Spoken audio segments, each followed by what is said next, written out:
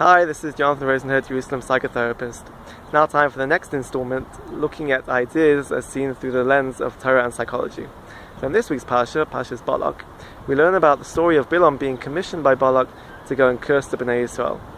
And in the end, we know that instead of cursing them, he actually blessed the Bnei Israel.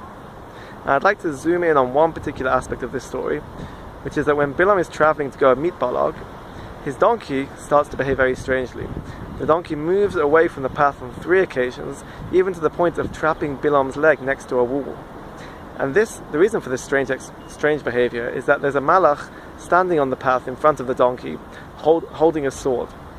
And this really startles the donkey. And the Mefarshim try to understand, why did Hashem enable the donkey to see the Malach and not Bilam? Rashi has a very fascinating explanation. He says that man has a rational mind, a mind that tries to process and understand and explain the world around it.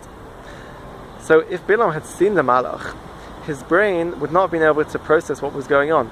It wouldn't have been able to cope with what it was seeing, and it would have driven Bilam crazy. He would have gone mad. And this explanation actually has a lot of similarity to the mechanism that we see in post-traumatic stress disorder.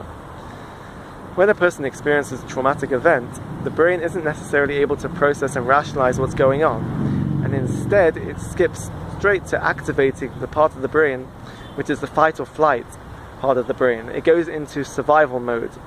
It just tries to cope with the event, to get through it. And fortunately, after a bit of time, most people are able to stabilize again. They're able to carry on and function like normal. But for some people this is not the case. The danger that was in the past is experienced as if it's in the here and now. It's experienced as if it's in the present, and they are constantly traumatized. And the neurological explanation for this is that the part of the brain responsible for the fight or flight response, the amygdala, is hyperactive. And the part of the brain which is involved in regulation and conscious thinking and decision making, which is the medial prefrontal cortex, is underactive.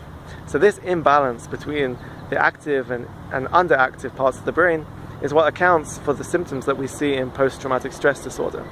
So that might be that you see someone has hypervigilance, they have a startle response to triggers, they have flashbacks, they have sleep disorder, they might be irritable.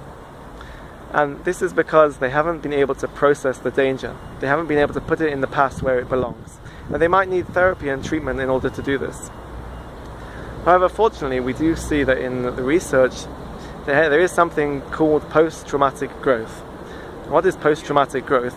It's the ability for someone to actually grow and develop and advance and even flourish as a result of a traumatic event.